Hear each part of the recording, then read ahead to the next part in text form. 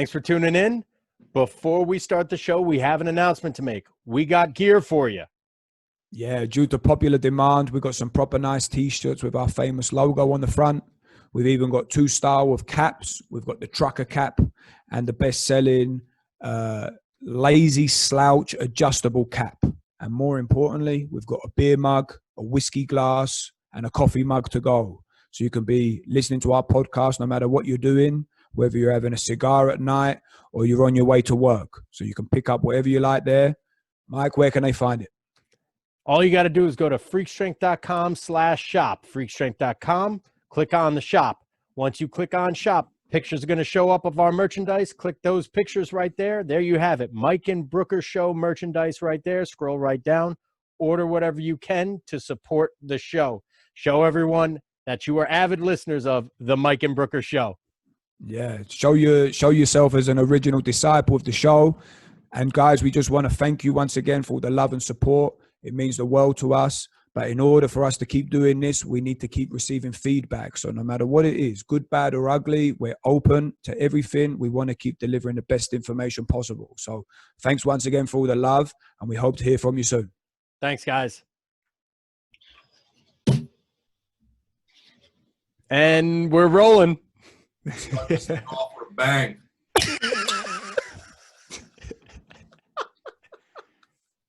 There we go. Cheers. What is that? That shit is crack. You never tried it? You never tried it? I haven't, mate. I haven't. Well, it looks like you've had a lot of it. I just started, boys. I just started. Trying to fucking operate this full screen gimmick. Get you guys going to the gallery view so I can see both of these at the same time. What the fuck is that thing? Is that a microphone? This is a microphone, bro. No, and that thing in Brooker's hand is a mic. Type of deal, and he's holding his in his hand. Yeah, his fucking mic stand didn't come in. You guys want me to put these on for the fucking show? There we go. Bro, I can hear you just fine without them, bro. This shit's a work. Every podcast I ever go on, I'm like, you can hold these. We're sitting 2 feet away from each other. Just sit a little closer to your computer so we could at least hear the mic. Oh, you guys can't hear me? Hear you a little better now. Yeah. So just so everyone's aware, we got EA all day. How you doing, Eric Ardon? What else are you going by? Works fine, but you know most people know me by Enzo. Enzo, real one. But you're one of the OGs, as we used to call them back in the day, ODs, original disciples at DeFranco's gym in Jersey. So I've known Gudango since Gudango went from working out with me to telling me what to do. You know what I mean? And it happened. And if everyone could see my shirt right now, I'm representing. My man, me too. Guys, head over to prowrestlingtees.com/real one, or maybe it's a / Try both. I don't know which one it is, right? You never know. Then go cop some of the merch, support a pro wrestler, an independent artist, a musician, a renaissance man of sorts, but more than anything, a real one. So head over there, prowrestlingtees.com/real one. Support me and my music. You can find the new song, COVID-19 Anthem, a rock and rap track, almost like the throwback to Kid Rock and Limp Bizkit days. I think that new wave's on its way.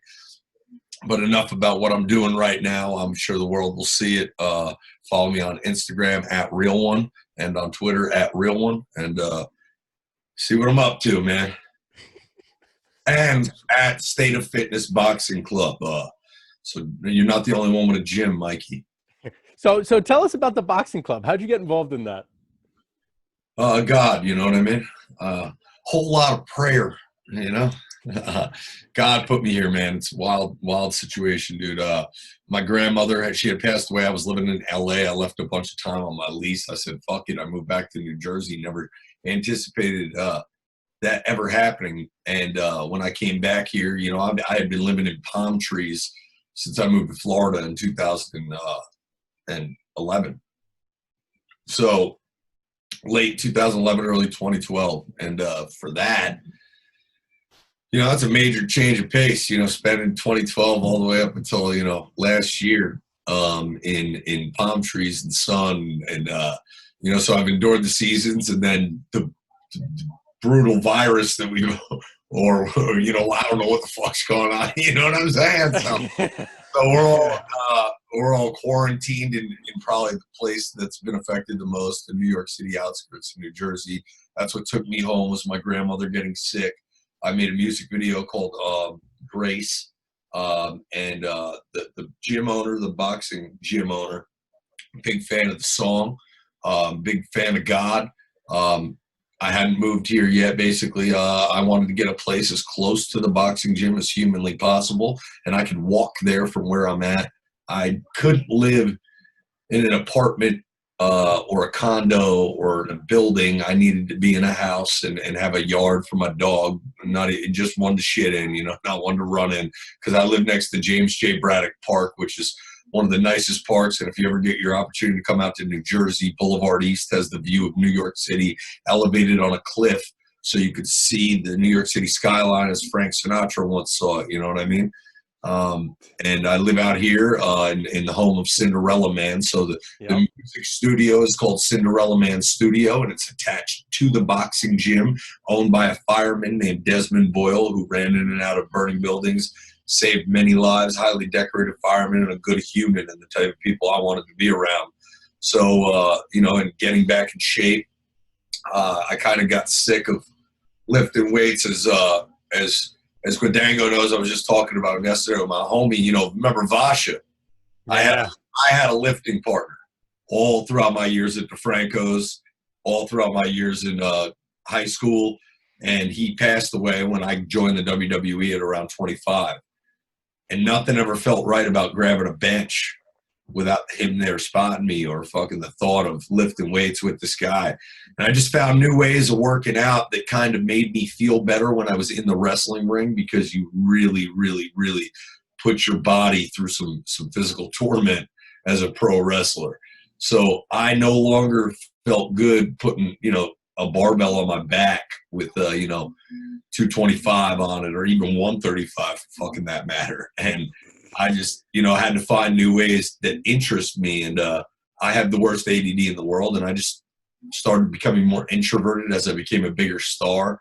I'd be on the road in the WWE, and there'd be fans by the dozen waiting outside, knowing that I was the hotel I was staying in, because there's a network of fans that find that information out. This guy's fucking unbelievable. You see what he's drinking out of? I'm drinking a Bang. Yeah. Welcome to his world. Tip of the iceberg, bro. I know. I can only imagine. You two assholes, fucking different continents doing fucking podcasting. You know what I mean? You should have seen how he was when he was sleeping on my floor for 3 months. Yeah, I can only imagine, man. So I can't wait to hear all your stories. That's why I'm good at what I do, man. I'm gonna buzz through mine in the first 5 minutes. You know? Nah, bro. There's a lot to ask you, man. The last I saw of UEA was that Mickey Blue Eyes video that you did. Yeah, that's what I mean, bro. From then, what happened? Because I heard the odd story, because I'm not really big on social media, so I would hear bits from Mike. Yeah, but before what's going on? Before that, let him rewind just a little bit to tell them where that this motherfucker started off at Hooters. That this motherfucker, what were you doing? You went to 3 or 4 different colleges. You know, yeah. Man, I got kicked out everywhere I've ever been. You know, I got kicked out of airplanes. I got kicked out of fucking moving vehicles. I got kicked out of 2 colleges. But you know, the funny thing is that you need to know, through it all, I get kicked out of my last college. Week left of college. There's a week left. Let me turn this air conditioner off so you guys don't have to hear it, and we'll get right to it.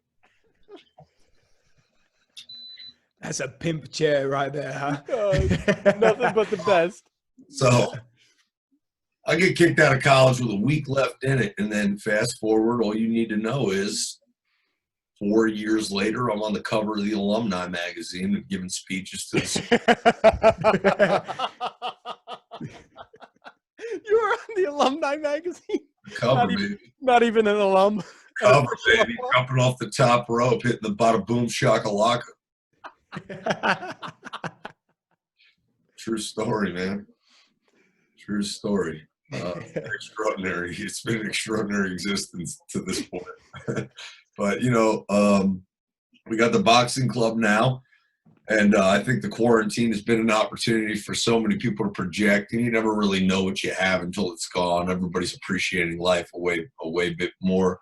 You know, I think we should quarantine at least once a month every year. Yeah. From now on, $1,200 checks across the board. Everybody. I was thinking about that too. Like, shit, maybe we just make it a mandatory 2-week quarantine for the entire world every single year, just so people chill the fuck out for a little bit. That's not the worst idea in the world. And $1,200 checks. The Yeah, least they can most do. people didn't chill out. Fucking Most least people they lost their can do. mind. You guys ever watched, have you ever watched fucking any one of your checks and what it's really doing when it goes in your bank account? Man, what are we talking about? I've been paying myself $1,200 for fucking how long now? Fuck you guys, Yeah, money back. So tell Brooker what the hell you've been doing since the Mickey Blue Eyes video. I had an opportunity of a lifetime. Joe DeFranco got a phone call one day that Triple H, who he didn't even know who he was really, wanted to be, getting involved in, new training regimens, and Joe was the perfect fit for him. So he got into training Triple H. I, to no surprise to anybody in the gym, was a wrestling fan. Went by EA all day, ran around with a moniker, and then quite a character of sorts, built for the internet before the internet really started booming.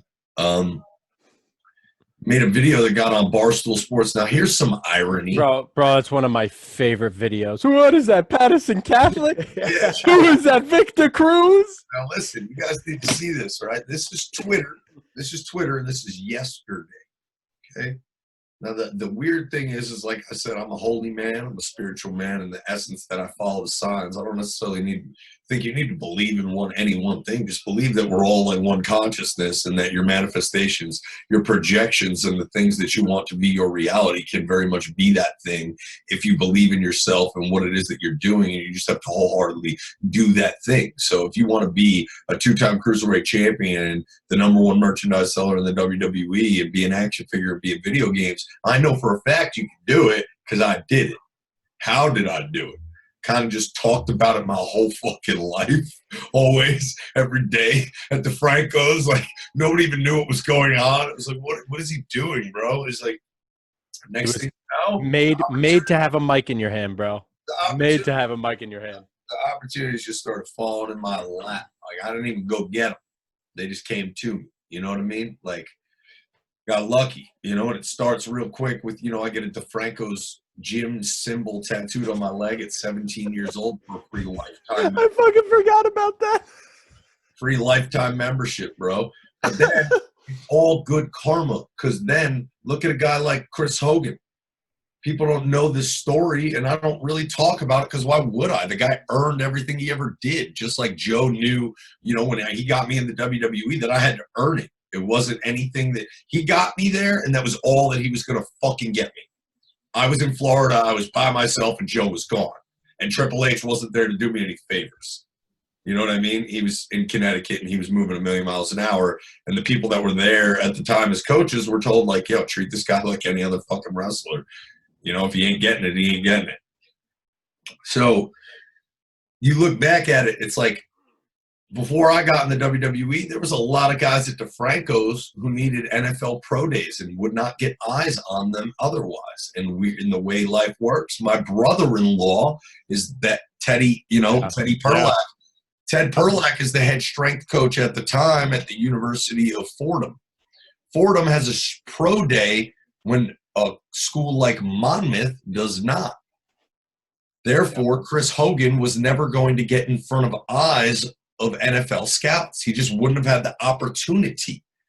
So DeFranco's was training a bunch of guys getting ready for the combine, and good heart and good nature, not even thinking twice. My brother-in-law and I connected the dots. My brother-in-law allowed, which was against NCAA regulations, technically speaking, to have kids from other schools locally come use Fordham's Pro Day for their Pro Day too. Yeah. So I remember that. NFL scouts come to the Pro Day, see Chris Hogan, voila.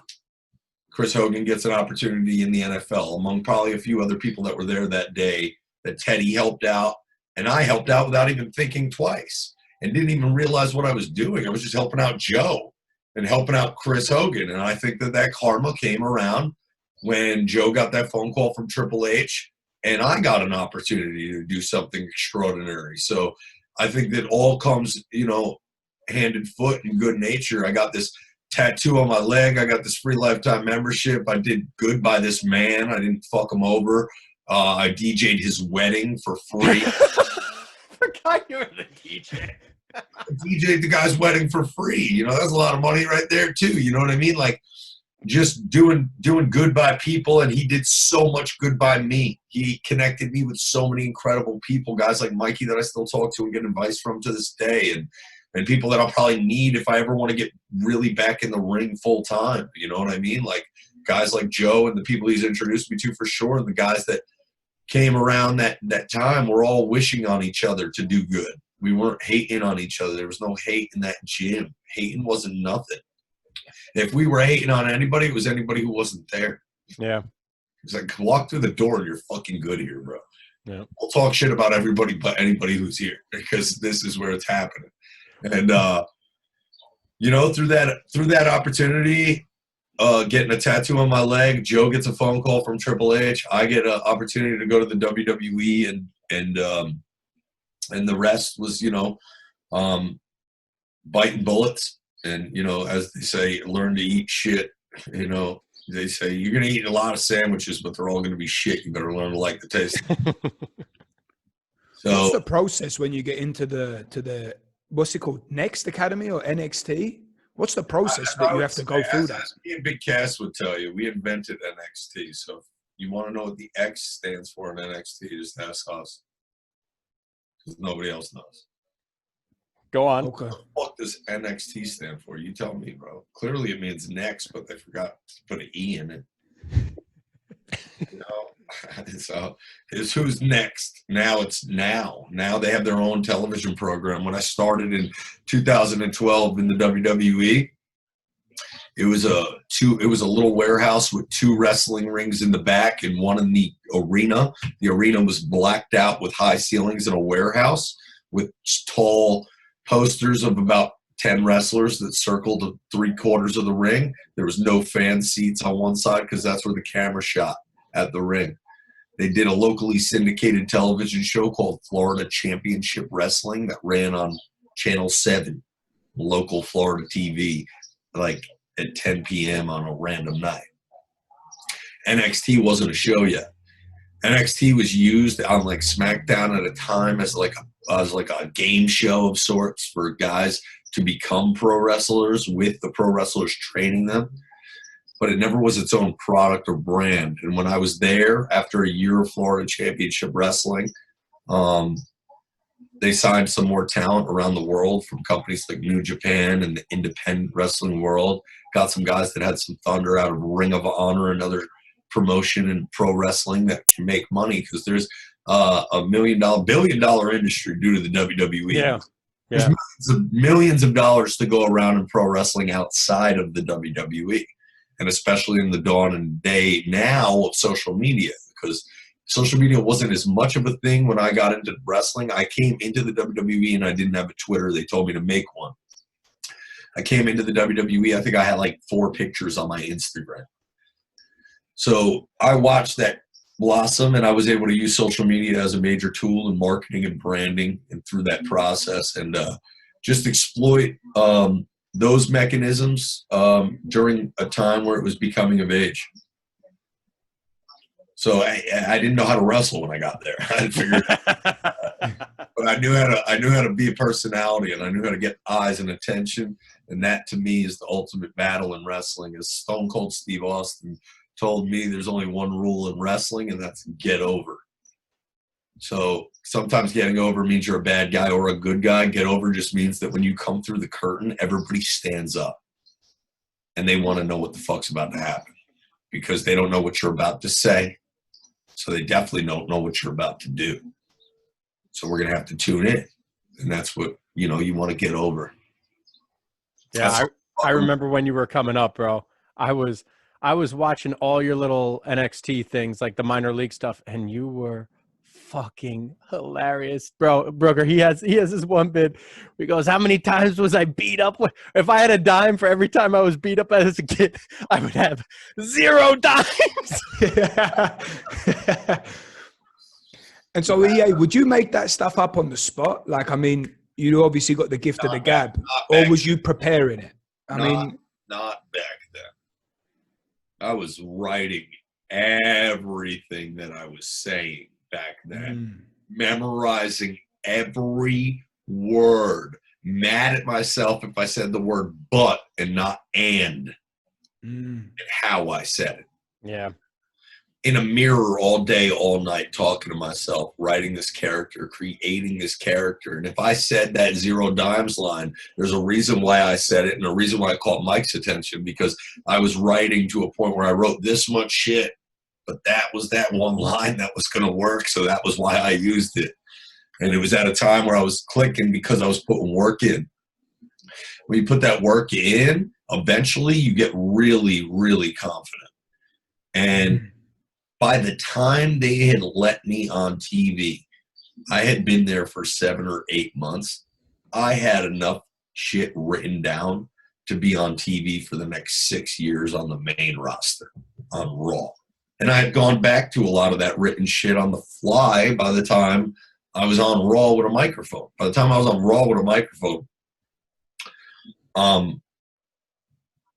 remembering lines that I wrote in 2013 in a moment because that guy over there is wearing a blue shirt with fucking Mega Man on it.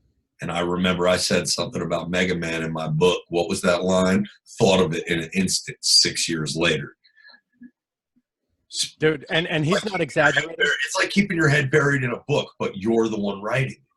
Yeah, he's not exaggerating either. When we were even in the second DeFranco's location after the back room, Joe had another spot literally right next to his final spot, or his last spot in Jersey, where you'd look at Eric's phone and he had pages, notes and notes and notes just written up. Well, that was one thing. He wrote everything down. I was like, man, I don't know how he has the patience to write all this shit down. And it was notebooks worth of shit. Like so much crap written down all the time. I have a book. I've shown it in so many like podcasts before and like made mention of it that like I almost don't even feel like getting it right now. It's just in the other room. It's like just zinger after zinger, one-liner, quote, lyrics, stories, promos about people, and none of it really makes sense. But I'm talking to a book publisher about releasing this stuff and making a book and just releasing probably a book that is literally like, hey, like quotes, catchphrases, one-liners, zingers, rhymes without reason, stories that don't make sense. Enzo's manifesto. Yeah, Enzo's manifesto. Dude, he used to play music at the gym, and he'd like use us as a soundboard, I guess. I don't know. Yeah, where else was I was everybody that I hung out with was in the gym. Yeah. Or then it was the weekend. And like you're in the gym at DeFranco's until 5, 6, yeah. And you show up at like 10 or 11, and you don't. And then by the time you leave, like that's your whole day, really. So like until who else am I playing this music for? He had a line in it. It was 2 Spanish chicks, a black chick, and me make a s'more.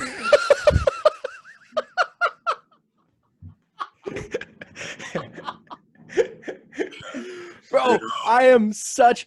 Once he started, I still need to find that photo op. Bro, I haven't found that photo op in my life yet where I've seen the 2 Spanish chicks and the black chick that I need to hop in between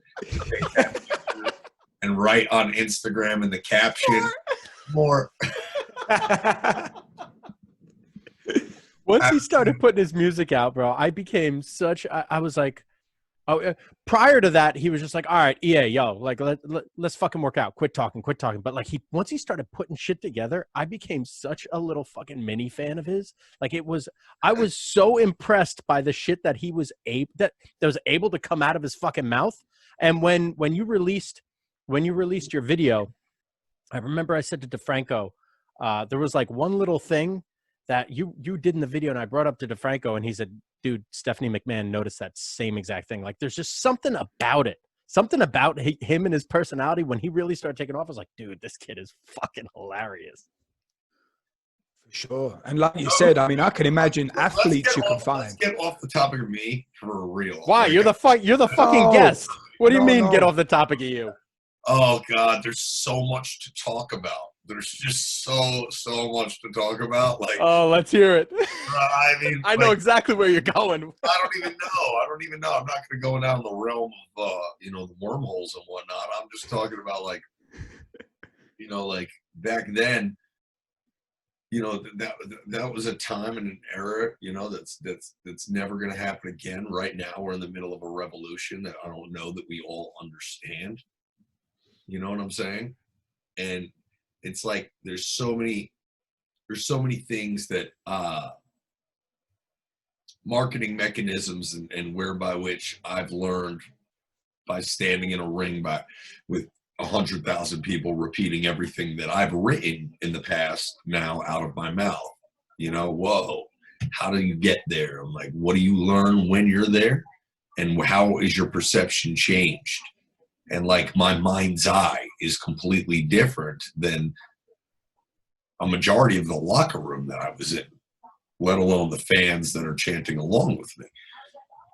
And so much of it has to do with like reading and writing and being a college, kid. Yeah, I got kicked out of a few schools, but make no mistake about it. Like the first school I got kicked out of, I got into a fight with a kid that, went into a girl's dorm room when she was drunk when he shouldn't have. And everybody knew about it in my college. And that's why those football coaches called my next football coaches and said, hey, there's a good kid sitting around right now who, he's a good football player and he's not kicked out of college because he's an asshole. He got kicked out of college because he's defended a girl. So maybe you can give this kid a call and see if he can fit your program. And that college called me and said, hey, we watched your game film. And I didn't even know what the fuck is Salisbury University. I go down there after a year at William Patterson University because when I got kicked out of Springfield, I still had the grades to get into William Patterson University, where I went to school for a year and transferred to Salisbury. And I went to school for writing and journalism, and I learned so much back then that is so applicable to now and human nature, and finding like we're in this quarantine right now, and it's just like, yeah, like a life of fascination through false idols is an incredible wave to ride, to be manipulative, to be out there on a screen and commandeering people and in an orchestra of fashions now, because if you really look at what it is that mass gatherings in modern day society are, you're really talking about modern day prayer.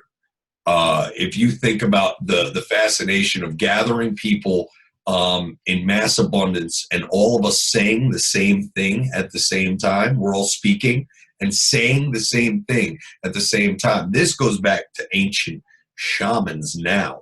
You're talking about religious gatherings before music was entity heard on a radio where everyone knew the words. So now we get to a world where you put people on stages and you think about the culture and the culture that is. And by that, I mean the culture that you're taught to perceive as your reality. When you live in a world like a Western civilization of the United States of America in capitalism, where we need, and we want, but really what you want ain't what you need. And we're selling things that, we need to build upon as a society, because if we don't have this foundation, where do we make money? How do we exist? But in reality, if your mind's eye can really see what the fuck is going on, I have wrestling videos that I watch, right, with younger wrestlers just who were staying at my house past couple days. It's 1982 through 1992. And when you watch those commercials back, everybody laughs. And we're like, oh my God, do you believe this? When you're watching this commercial. But you know what? No, they were selling us shit back then. They were selling us a dream that's potentially not necessarily real. You know what I mean? It's what you make it. So what that white picket fence and that fantasy that they built, you know, this is things that I long yearned, and the reason why I had success in the WWE and why I was always able to play the dumbest guy in the room. When I'm standing around and everybody thinks I'm fucking stupid because I won't shut up and I'm talking and I'm saying things like 2 Spanish chicks, a black chick, and me make a s'more. Why do I say that? It's going to get your attention. It's going to make you laugh. And, you know, until then, you're probably not going to even listen to me speak. So, you know, I think that so much of what I was able to do in pro wrestling and playing that character that I worked so hard on of Enzo Amore is going to be able to be now, you know, like, hey, that lived there. That guy that ran out of the curtain backwards and shimmied and danced and talked on a microphone had a real message, but he couldn't get it to you back then because much like the people on the news that you watch when you're witnessing the Hunger Games, literally right now, 10 pounds of makeup on your face, telling me to stay at home, fight over toilet paper. This is predictive programming at its finest. And if you don't believe me, you know, you're just not seeing what I'm seeing. You know, I don't know if people realize this, but when the boats landed, and this is just my journalistic integrity coming at you full speed, I'm telling the truth. When the fucking first ships landed, when Columbus set sail over the seas and landed in the West Indies, the Indians did not notice the canoes coming to shore with the people in them at first. The first people that noticed were the shamans, who then smartened the people up on the beach like, hey, look. They all see it. What they failed to see, and what the shamans failed to see at first,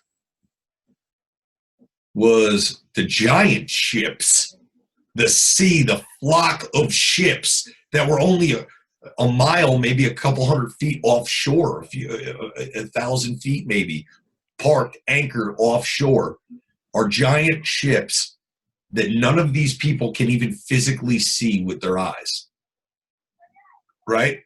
It's the shamans who notice the water and the current changing, that then realize it's hitting something, that then look up and then see the sails, and then see the ships, and then relay to everybody, oh shit, look, yo. And then the Indians are able to, some never even see it until it's too late and they're on the shore and the communications have begun. But it's the understanding of what you're able to, you know, see. But when we watch television, what we fail to realize is, to a degree, we're for one, the word and root, the Latin root of entertainment. You know, entertainment is like you're allowing yourself to enter into a state of disbelief, of I'm accepting what I'm watching as either truth, or even if I have opinion, I'm accepting this is what I'm accepting. It's coming at me, right?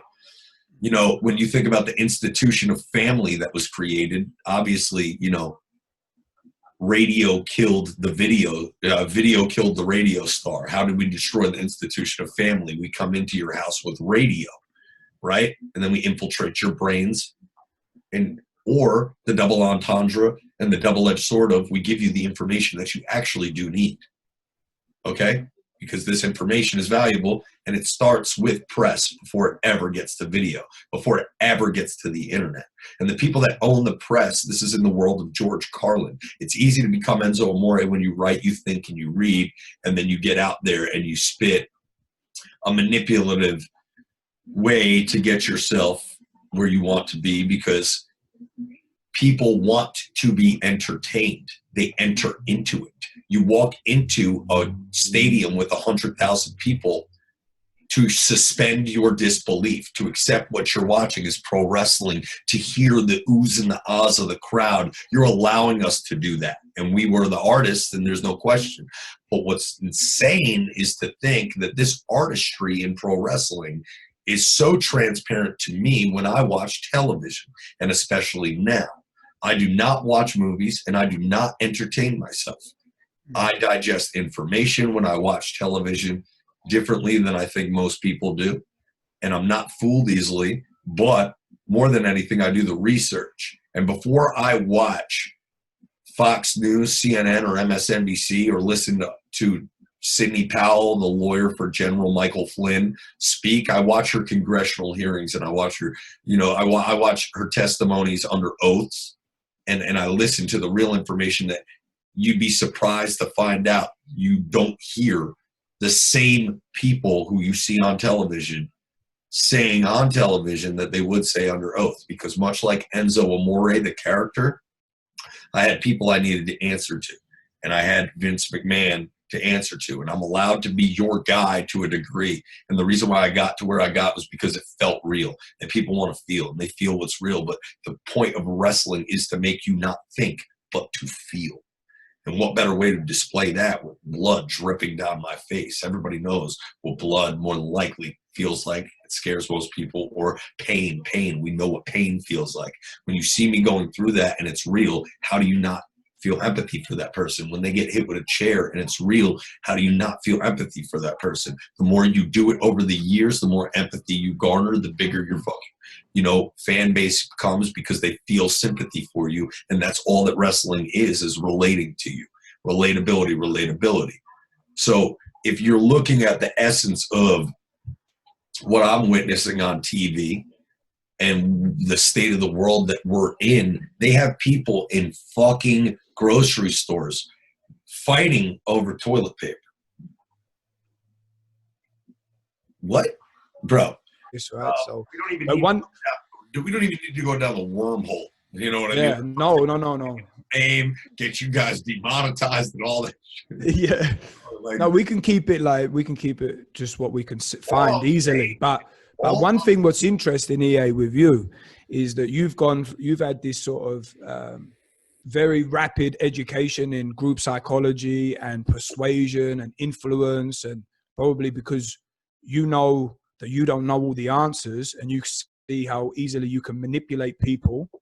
That must be like very, very shocking to you, to make you question all the people that have authority elsewhere in media or politics.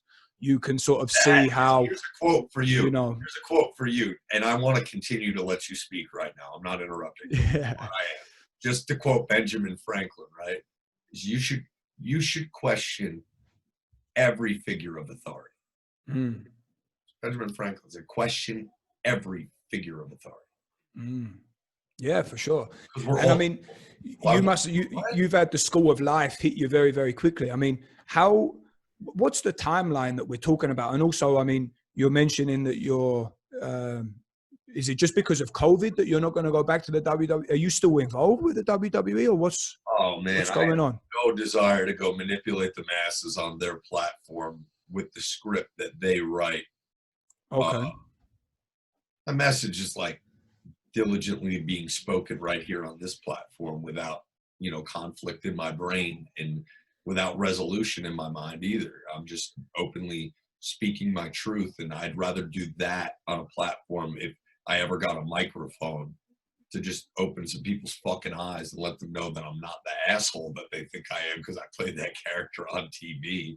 Mm. I want to write music and make rock and roll that gets sang back to me in the masses, because I don't want to be a false idol, and those material things that I once projected and portrayed so many times and again, whether it be the fucking swag I was wearing and the clothes I was wearing and trying to sell those things to you, I don't want to be that guy.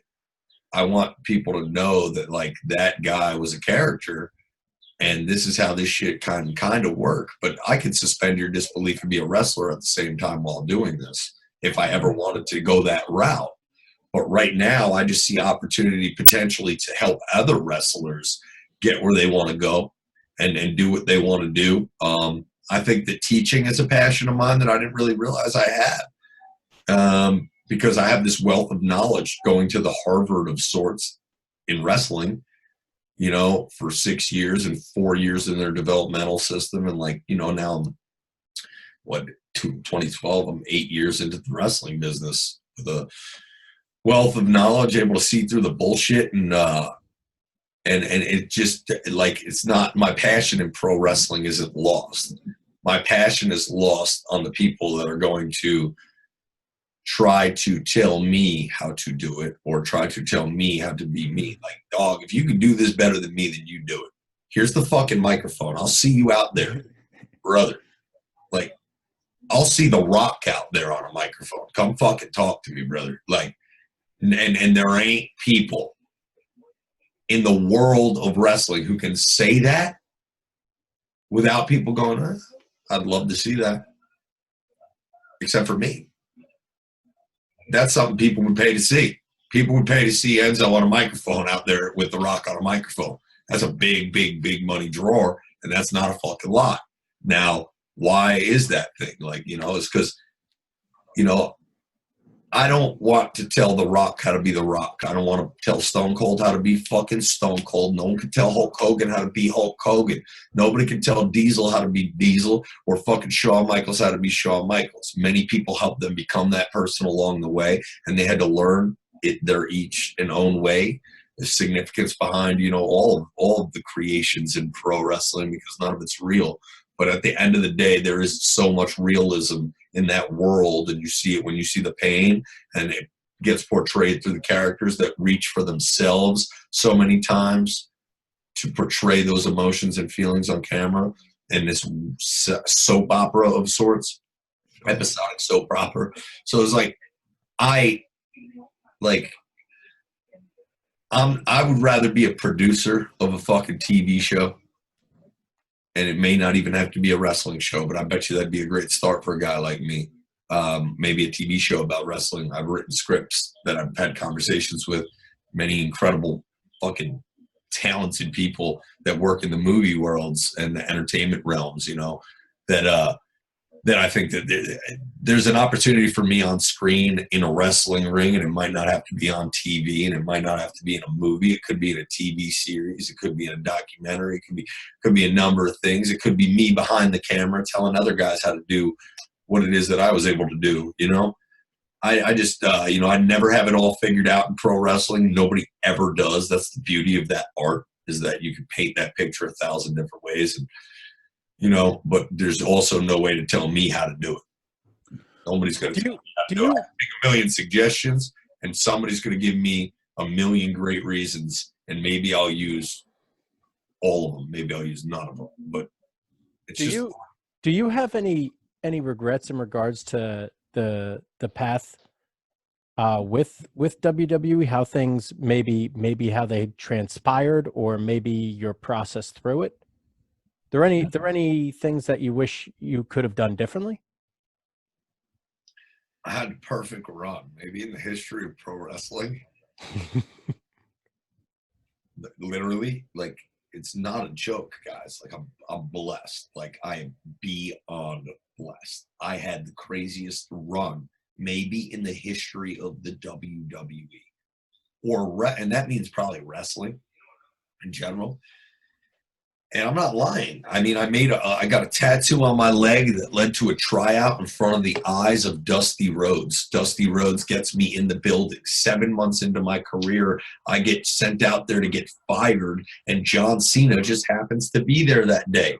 He asks me if I want to come to the ring. I lie and tell him I have a tag team partner when I don't. Big cast. Didn't realize how many people I ticked off in that moment, how many people I stepped over to say to John Cena, who asked me to go to the ring with him with a microphone, I got this tag team partner. I get you heat. And that guy ain't even my tag team partner. Next thing you know, I'm out there with Big Cass. I spell out soft. The whole crowd says it. And then you saw the rest.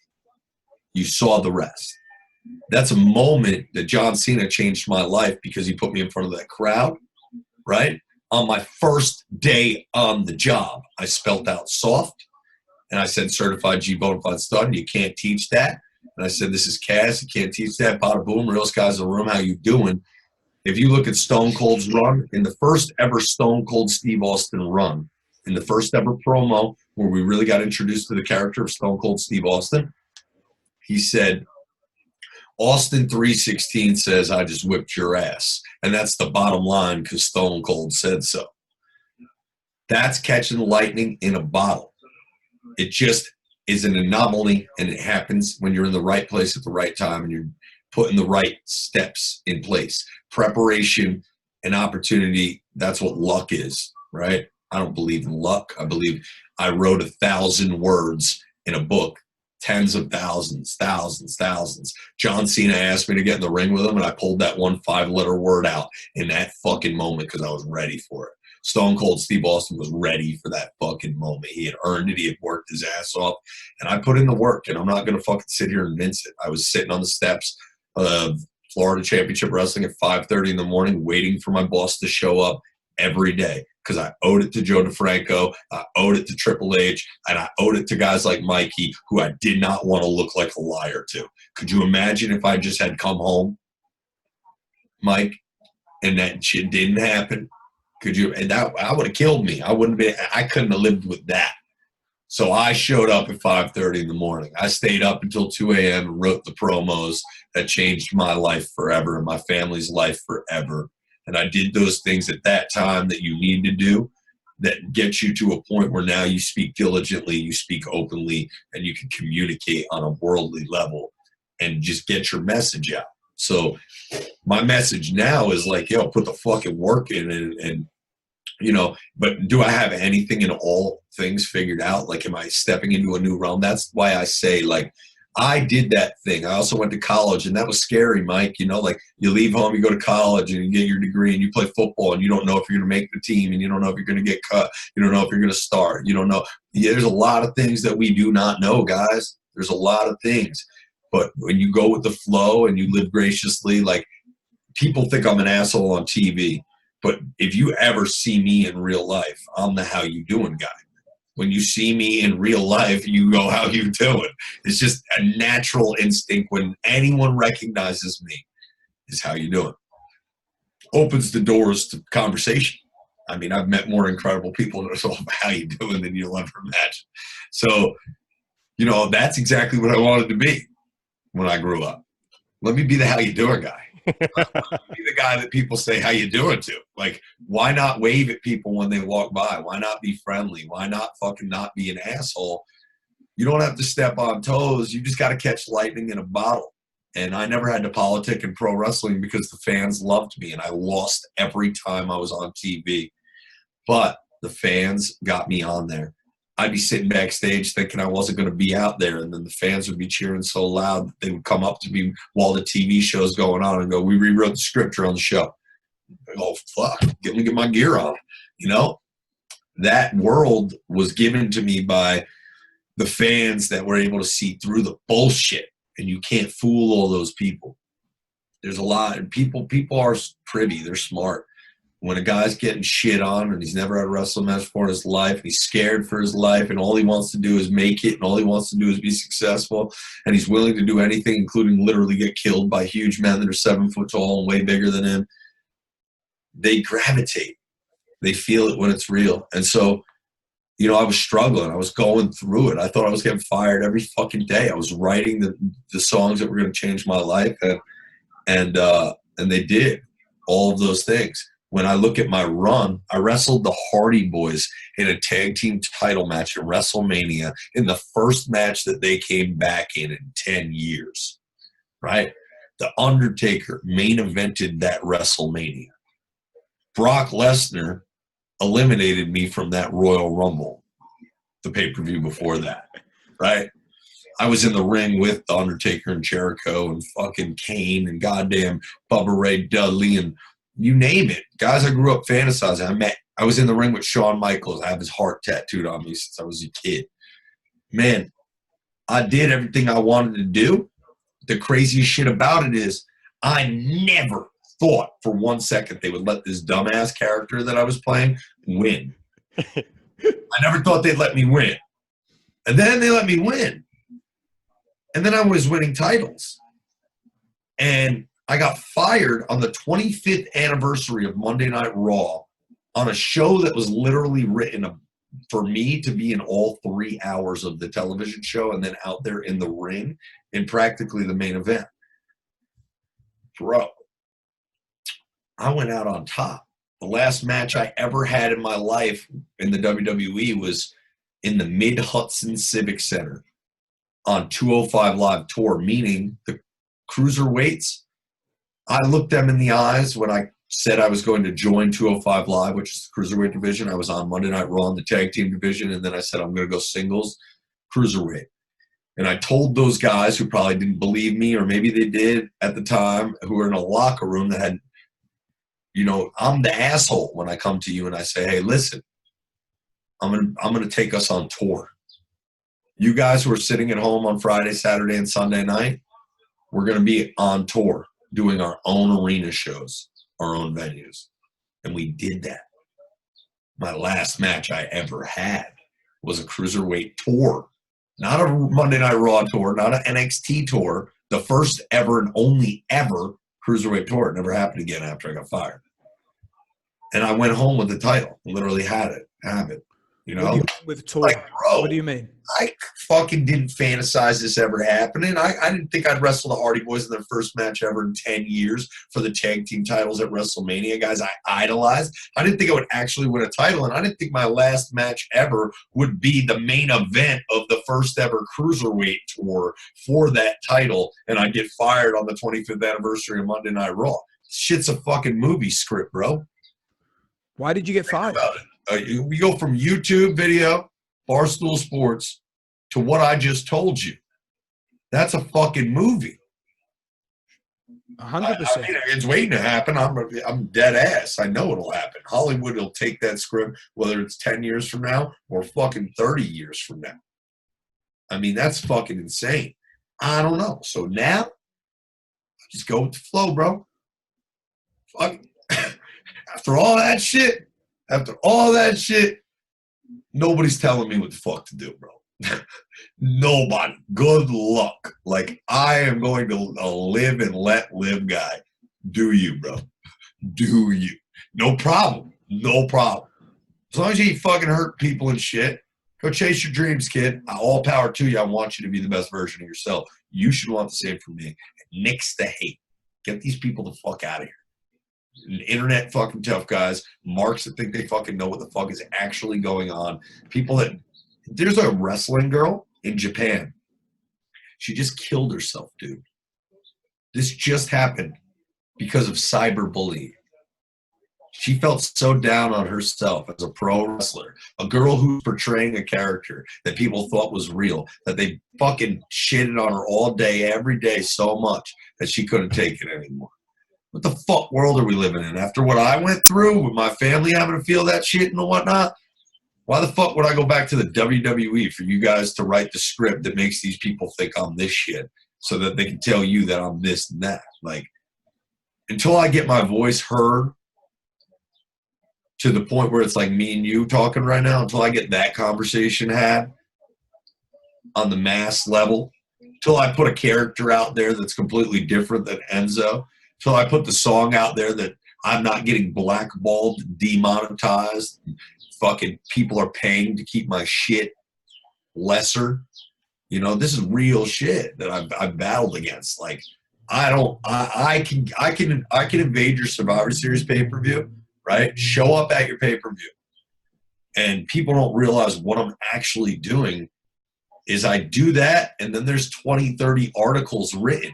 And now, good luck when you Google Enzo, you won't see the first thing pop up, you know, be the Me Too movement. So Brooker has no idea what happened. Oh, I showed up to the 25th anniversary. No. Even prior to that, like why you're no longer.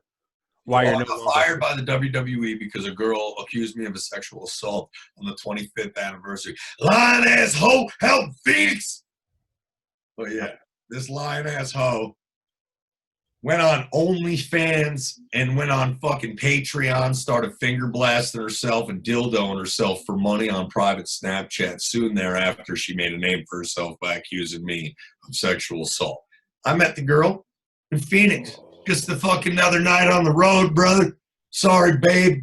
I'm sorry. I was trying to put notches under the Cruiserweight title at that point in time. And you realize you got a target on your back and you're a celebrity. You only live life once. I lived it up to the fullest, and I lived with no regret. Everything happens for a reason. If I didn't get fired by the WWE, I wouldn't have spent 5 months with my grandmother, wouldn't have made a song that, despite being blackballed by radio and by point system on Google search, by point system on YouTube, despite that, received 350,000 organic views without a single curse word in it, featured my grandmother in the music video. My own brother, shot the music video. I wrote every lyric in my parents' backyard and touched 350,000 lives. That, to me, means more than anything I did in the WWE. That woman's no longer with me. And that happened way more recently than a Cruiserweight Championship did. The titles ain't real. What I did with the title by taking guys on the road and main eventing a wrestling match that was the marquee and the headline, and that, to me, is the title. That's not the title that you see, you know? Yeah, and I mean, what's the most positive thing out of it all is, over the infinite game, that WWE career was just, there was a beginning, middle, and end. Now you're continually to progress whoever it is that you're becoming, and you get to use all the skills that you've picked up and learned and now put it into the next thing. So what is the next thing that's coming up for you, man? What are you excited about? You know, I can tell you full speed ahead when I came to my music right out the gates. When I got vindicated by the police, 2,500 people, 4,500 people. I don't remember what it was. I don't want to sell myself short. It might have been 5,000 fucking people. I'm not even joking. There was not a number on it, but you have to know what you're witnessing. You know, when I got vindicated by the police, a police report got generated that, you know, dismissed any charges against me. There were no charges ever brought against me. I never even got a phone call from the police, bro. Never. They never even contacted me. I had to call them. This opened my eyes. You know, 5,000 people showed up to Times Square to meet me. What the fuck? I'm one man. I'm just one dude. That's the power of pro wrestling. That's the power of the fans and just the love. And it was real. And it was the greatest day of my life. And I was like, bro, I just put on a fucking impromptu meet and greet in Times Square with 5,000 fans. We don't even draw that at the WWE shows that I go to sometimes, that I'm on the card wrestling. Why would I go and sign a contract with a wrestling promotion and give my life away, my brand that I've built to this point? I've got to find a new way. And at that point, I had dropped music that I planned on going full speed ahead with when I found out that my grandmother was sick and I needed to come the fuck home. And I took time off. I drove across the country. Dude, that took time. That was like, you know, like fucking a month. I stopped everywhere. I took 6,800 miles on a Ford Explorer and took like 3 weeks on it. Free national rental card Emerald Club Executive Elite days that I had garnered over the years. I looked at my rental car membership and I was like, bro, you got like 20 free days. I'm taking a car and I'm driving it off the lot with no destination. And I took my dog. I went to the Alien Museum in Roswell, New Mexico. Went to the Grand Canyon, drove every square inch of that bitch. Fucking went to Louisiana, went on an alligator boat with people from Swamp People, the TV show. Went to Dallas, went to a couple fucking Giants games, football games on the road. It's a good time to be alive. I was just living it, getting to New Jersey, my final destination, where I ended up with my grandma, making the music. And that, losing my grandmother and my dog died on my way out of LA, I was like, not in the mindset to jump back on camera. Was there phone calls in pro wrestling being fielded? Yeah. Was there any major lucrative offers out there? Not really, no. Was there opportunities to wrestle that were intriguing? Yeah. I fancied a couple of them, and I did a wrestling reuniting with my tag team partner, Big Cass, at Madison Square Garden. That trended #1 in the entire world over March Madness, over the Final Four, over the other wrestling things that were going on that night. So it was an incredible run. I run my own wrestling show at the world famous Comedy Store. I'm the first ever wrestler to ever run a show there. First ever promoter to ever run a wrestling show at the world famous Comedy Store. Places where Dave Chappelle, Richard Pryor, Joe Rogan, Tony Hinchcliffe, fucking, you know. When'd you do that? In November. That's awesome. The week before Thanksgiving, I ran the first ever wrestling show at the Comedy Store. I wrestled Brian Pillman Jr. in the opener, so I could say I had the first ever wrestling match in the Comedy Store. I could have first legitimate wrestling match. I'm sure guys got knocked the fuck out there once or twice. It was a joke, bro. It was a joke. It was great. So, you know, wrestling's a trade, just like being a mechanic. When you learn how to do it, you're good for life. I can go do this shit right now. I was just doing it yesterday with Brian Pillman Jr. and this young kid named Casey Navarro. They're young kids. They want to make it. And I didn't realize, like, you know, I'm selfish if I don't do this. Like, here I am. I'm Enzo Amore. And, like, ask me what I'm doing during quarantine. Like, you know, I've got nothing better to do because we can't go far and we can't get on stages and we can't meet people. So, like, if a wrestler wants to come to my boxing gym and talk to me and work out with me, you know, I've opened the doors to that recently, and I'm taking some kids in and working them around the ring and realizing that, like, you know, the onus is on me and my generation of pro wrestlers that have been to the top, that get out of the ring, to give back to the business that made me, you know, who I am, to the world's, you know, viewing pleasure. So you think that's where it's going to take you? You think coaching for now? Bro, I didn't think I'd enjoy any of what I'm doing, but I am. Like, I was like kind of like dreading it. Like, oh, Brian Pillman's coming here. He's gonna want to get in the fucking ring, train. But you know, I did chest yesterday. I had my lower back real tight on the incline, one fucking hand doing single arm flies, brother. I was telling the young boys, hey, brother, keep that gut in tight, that lower back flush to the fucking incline, bro. You know, some shit Mikey showed me. You know, before this quarantine happened, I think you and I both know I was flirting with the idea of wrestling. Yeah. I came to you. I said, brother, I need to get my body feeling better because I'm fucked. And if I needed to wrestle tomorrow, I could. I could go main event Monday Night Raw tomorrow. Could I do it every night for fucking a month? I'd be dead. You know? I'd be back to the bottle at night, back to the fucking edible on the airplane, you know, back to smoking a J in the fucking hotel after fucking the night's over. You know, I'm not a pillhead. I don't do drugs.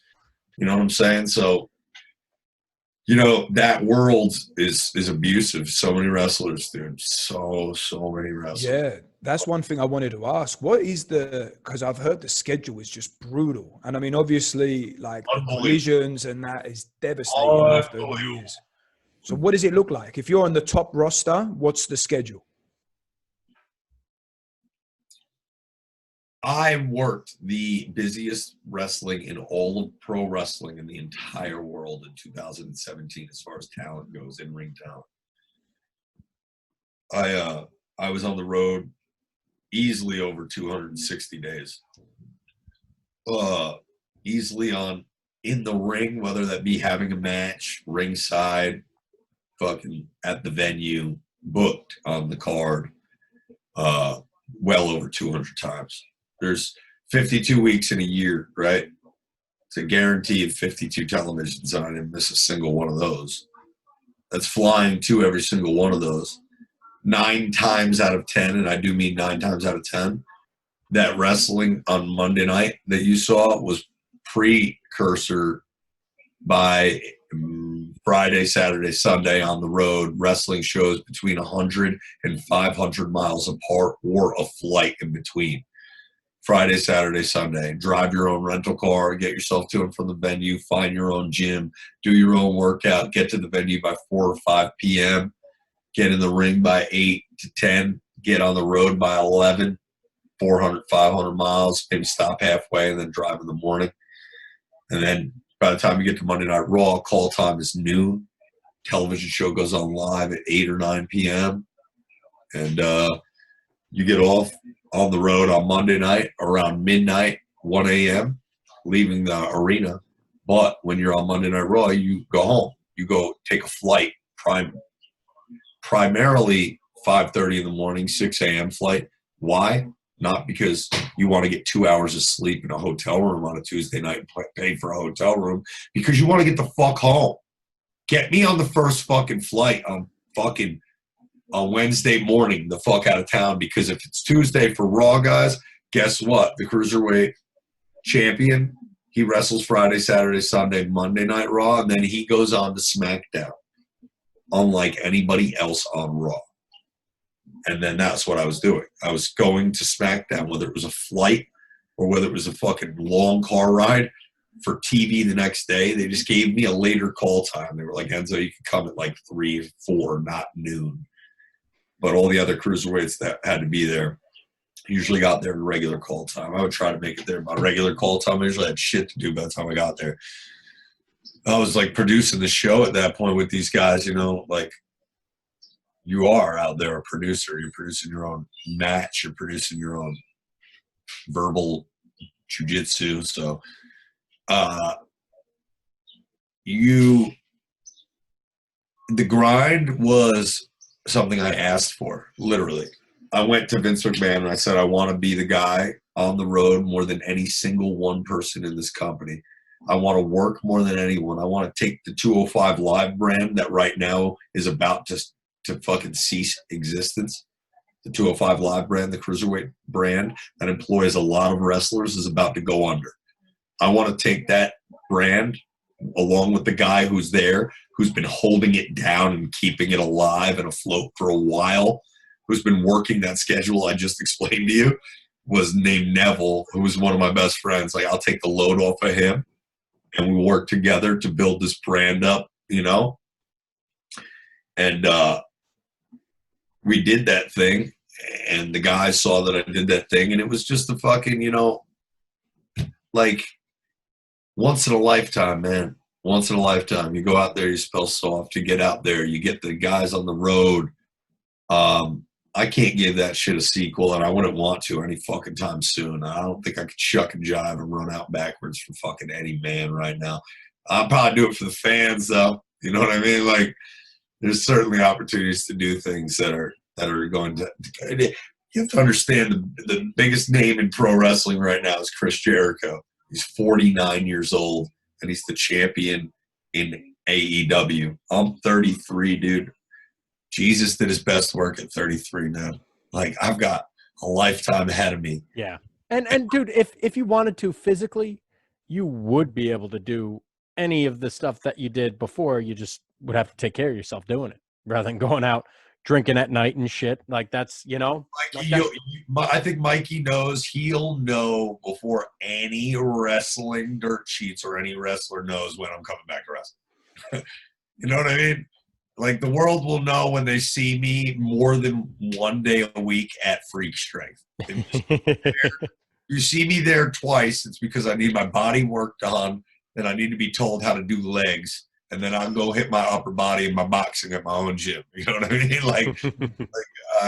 I just, right now, like, it just takes a lot out of me just to fucking, you know, go on this, you know, a run once a day, like literally a 2-mile run, and then go get a lift in later that day. Like, those days are exhausting. Like, so 2 workouts a day, that was every day of my fucking life. Wrestling match, lifting weights. You have to make the decision that you want that life back for yourself. Do I want to commit myself to that? Because I don't half-ass shit. If I'm going to go fucking balls to the wall, and especially everybody knows, if you have the number one rule in wrestling, this ain't my fucking rule. You make a comeback, you got to look better than you looked when you left. You know, I look better than I looked when I left, but I don't look better than I've ever looked. You know, which is probably what you would need, especially if you're in my position at this point in my life, where, like, wrestling isn't a means to an end. Wrestling is something that I'm passionate about and I love. It's like not something that ever will be not a part of my life to a degree. Like, I can still flip on wrestling right now and watch it all day. you know, but I just can't watch anything new. Like, I never, ever. I'll get the itch. If I see somebody doing what I know how to do better than I know, they know how to do it, you know? It's just like anything else, you know? It's like, imagine being Brett Favre sitting on the couch that first year. You know, I can't, you know. Brett Favre ain't going to watch football his first year of retirement. 2 years I was in wrestling, I didn't watch any football. You know, when I left, you know, college football, when I got done playing college football, I didn't watch college football too much anymore. Started watching more pro football. When I was in college, I watched a lot of college football. When I was in the WWE, I watched a lot of wrestling. When I got out, the only time I'm turning on wrestling is to go watch Jake the Snake Roberts or fucking Hulk Hogan or fucking Stone Cold Steve Austin. Old shit that'll make me laugh now. If you could wrestle tag team with people who, and it was like one of those epic old school type matches, who would you pick? Who would you pick on your team and who would you go against? If I could wrestle any tag team? Yeah. Dude, what's insane? The Road Warriors, right? I would love to work babyface against the Road Warriors with the fucking spikes in their shoulder pads. Yeah. Because just the visual of that. Because Big Cass, you got to remember, he's 7 foot tall. I can wrestle any tag team in the world physically, like line up to them. You know what I mean? Enzo can stand in front of Big Cass 7 foot tall and fucking shuck and jive and fucking twiddle my thumbs in between. You know, because like at the end of the day, I didn't do shit in that scenario. You know, like, you know. So what does that mean for me in a match against the Road Warriors? It's like Enzo and Cass versus the Road Warriors. Ding, ding, ding. The bell starts. One of them kills me. See ya. Kills me. But now when they're killing me, I'm just moving out of the way. And I'm just like, they run into the buckle and I move and they hit themselves into the buckle and hurt themselves. Enzo didn't do that. You know what I mean? These guys are slipping on banana peels until the point where they slip on the one, they take that big fall. Oh, boom. Now the crowd is going nuts for me to get Big Cass in. Big Cass hit the comeback on them and then throw Enzo on top and have one of them just fucking bench press me off because the Road Warriors will never lose to Enzo and Cass. Never lose. Who's some of the more interesting people you met in that pro wrestling world? I mean, there must be some really unique characters in there as well. God, man, there was you name it.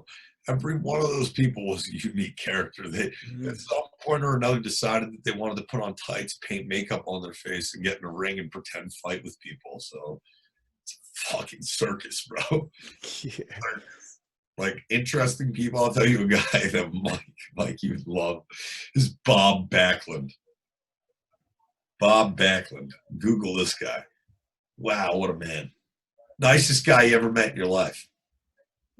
Can't tell if he's a genius or if he's a dumbass, but unbelievable human, and can shoot wrestle, like put you in headlocks and fucking tie you up. Back in the day, I don't know how he did what he did, but he did what he did, dude. He got out there against like Bruno Sammartino and shit, you know. He's a fucking guy that most people go, oh, Bob's a weirdo, right? They're like backstage, they're like, oh, you see Backlund or blah blah blah. You see Backlund, you see Enzo, dog. I used to fucking sit there and talk to that guy all the time, bro. Bob, what's going on, bro? You know what I mean? What'd you think of the match, Bob? You know what I mean? Like, just talk to him about life and shit. Bob Backlund was great. Bob Backlund, huh? Let's look. Let's see who Bob Backlund is. Do you see it? Oh yeah, there we go. Look at him. This is the Bob I know in the white shirt. The white shirt. This guy, not this guy. That's the shooter, boy. That's the shooter, Bob Backlund. You see him out there wrestling fucking Hulk Hogan, man. He's a WWF World Heavyweight Champion. You see that picture of him holding a log? He better Yeah. Look at him. He got Bret Hart. Look at this maniac. Dude, that guy's in his 60s. He's picking up fucking 300-pound logs. That's really funny. So Bob Backlund, the reason why he's an interesting guy to me, Bob Backlund would hit like 1,000 Hindu squats a day, no matter what day. No matter what he had to do that day, no matter what he was wearing. 1,000? No matter what he was wearing. Shut the fuck up. Suit and tie. Hold on, guys. You're going to have to give me a moment. If I don't hit 50 right now, I'm not on pace for the day. You know, Bob Backlund, legend. Legend. That's one you want to meet. Bob Backlund, huh? Yeah, he was great. Nasty Boys. Remember the Nasty Boys? Mm-hmm. Knobs and Sags. I have no idea. Like, I don't want to jinx it. Like, bless them. Like, I don't know how they're here. Bro, these guys are in their 50s, still morbidly obese. No, not morbidly obese. One of them's jacked. You know, one of them is still easily putting up 400 when he sits on the bench, you know? But, like, just that's the way he's built. But he's got a belly, but these guys are like 6'5". They're big-ass dudes, and they're fucking insane. They don't give a fuck. When I say they don't give a fuck, I'm sitting in Chicago with Kid Rock's manager, right? Kid Rock's manager I sit down for a dinner with in Chicago, right? At an Italian restaurant with my buddy named Damon Ranger, who works in music.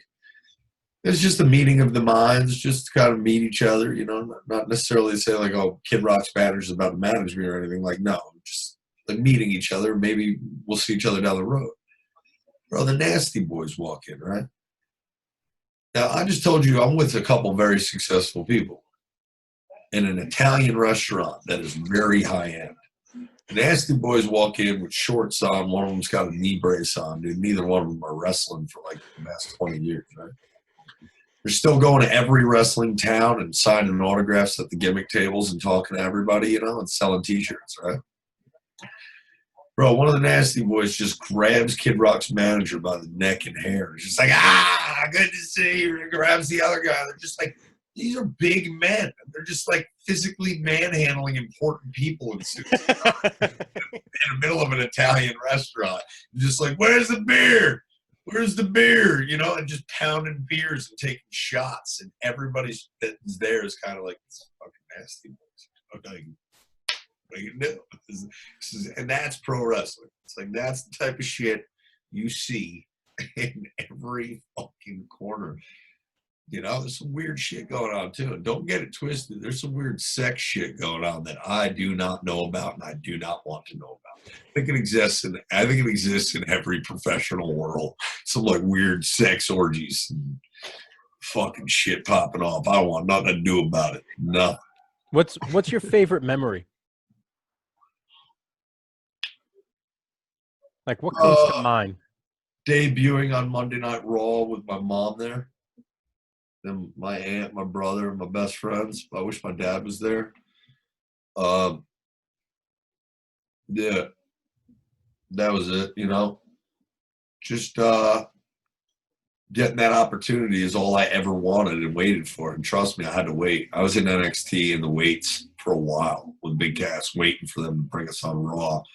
And I'm glad they made everybody wait because, shit, it was well worth the wait. All those people that were there that day already knew who me and Cass were. Yeah. That's you know, another time, I don't know what would have happened. Yep. That's what was awesome about your come up with NXT. I mean, everyone knew your lines. That was so cool. I mean, Brooker, it got to the point where this guy had a mic in his hand and he walked in and he didn't have to say a fucking word. Everyone just recited everything. Do it without the microphone. Yeah. We did it on TV where the microphones got cut out from backstage. And I went, I got a microphone on my hand. This one. We're using this one. Now, here's the thing about marketing that I try to tell, like, young wrestlers and shit. Like, I don't even know who's listening to this. If a fitness guru is listening to this, maybe he can use it. If you want people to recite along with you, and that goes for anything. When I picked up the microphone in my NXT years, mostly, I would go, my name is. And then I would hear, my name.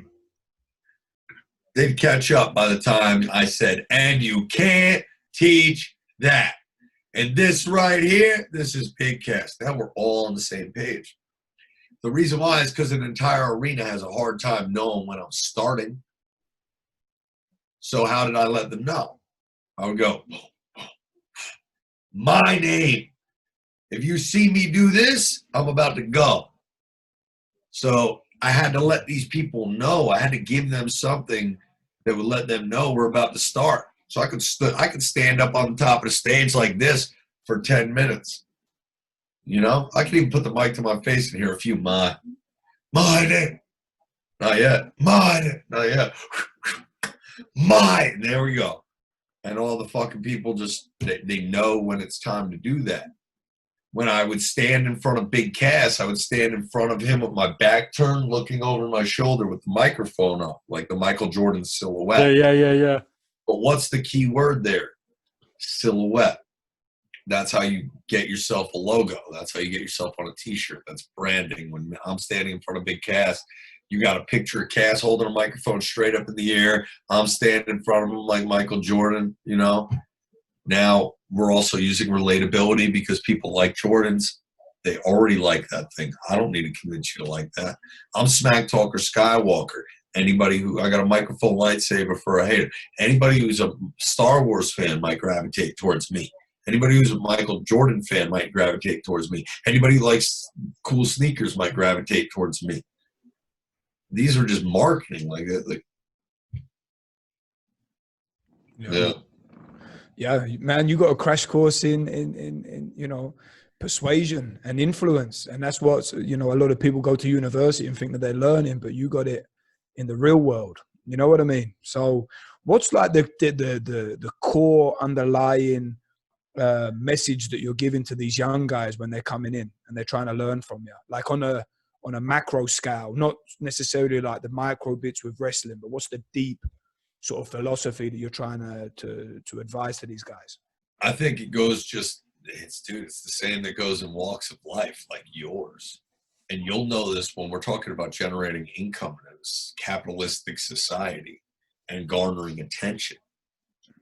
Attention creates cash. How do you get that? You can be good, you can be bad, or you can be different. Right?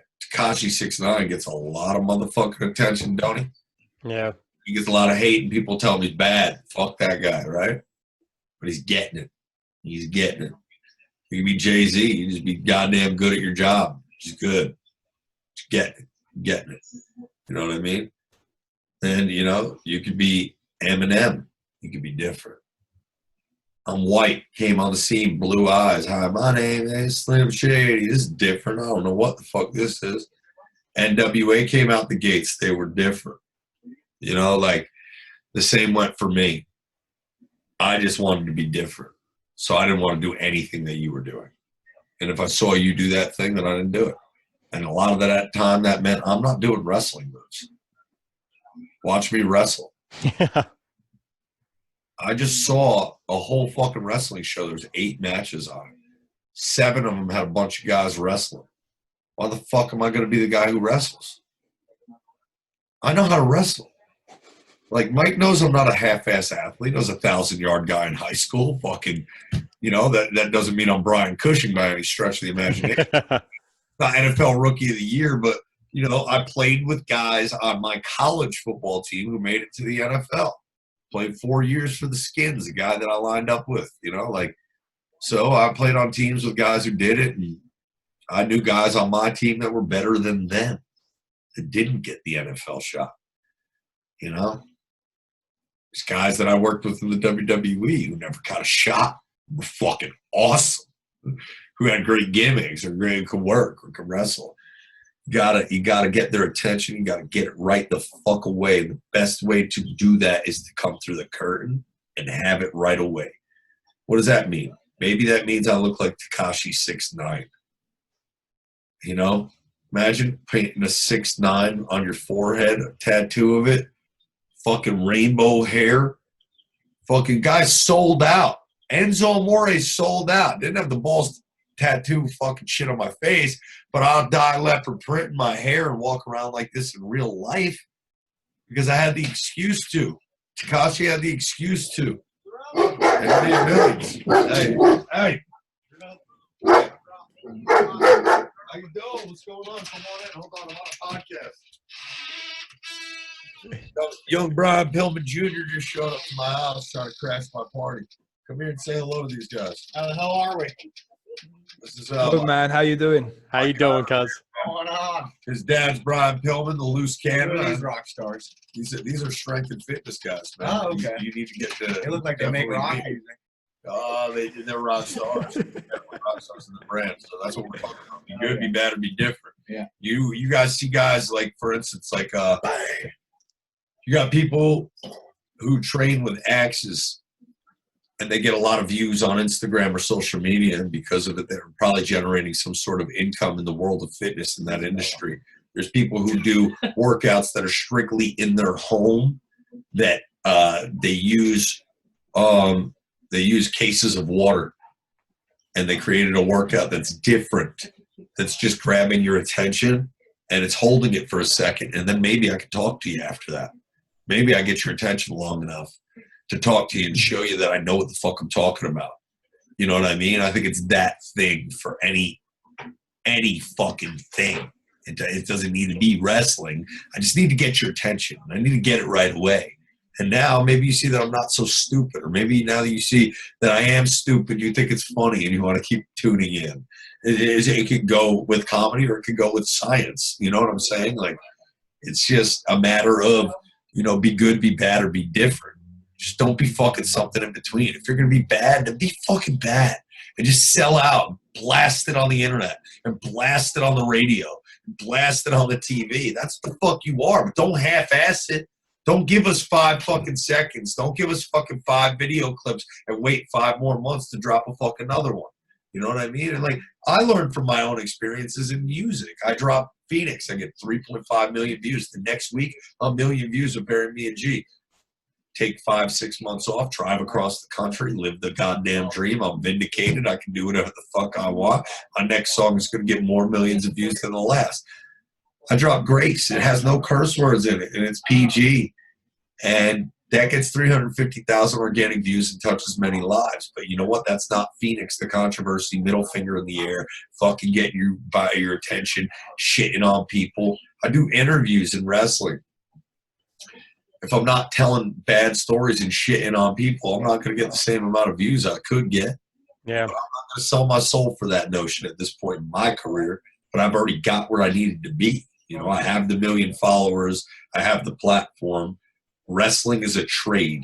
I'm never going to lose that trade. The impact of my presence in the wrestling world is matter of fact. It's not to be debated. So now, if I'm going to make rock and roll, it's got to be the same as all those things. Be good, be bad, or be different, but you got to be balls to the motherfucking walls. And that's what I'm going to do. I'm in the midst of working with young wrestlers and making my music because my music is my message. And wrestling is going to be needed to really get my message out there. I know that. I know I'm going to have to get back in a wrestling ring eventually. But, I know it doesn't have to be in the WWE. I know it doesn't have to be in AEW, and I know it doesn't have to be in Japan. There's wrestling rings all over the place, including the one I set up in fucking the Comedy Store. Right on, dude. Well, let's cut it there. Let's let you get to your shit. Dude, thank you so much for coming on, bro. It was awesome. I had a blast. Fucking links and all this shit so I can fucking get it out there. I'm going to get this guy to the gym in a bit here.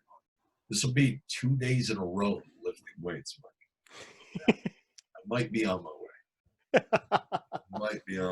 Bro. I think people have had enough of quarantine. You tell me. I mean, I think gyms are getting ready to just say, fuck you.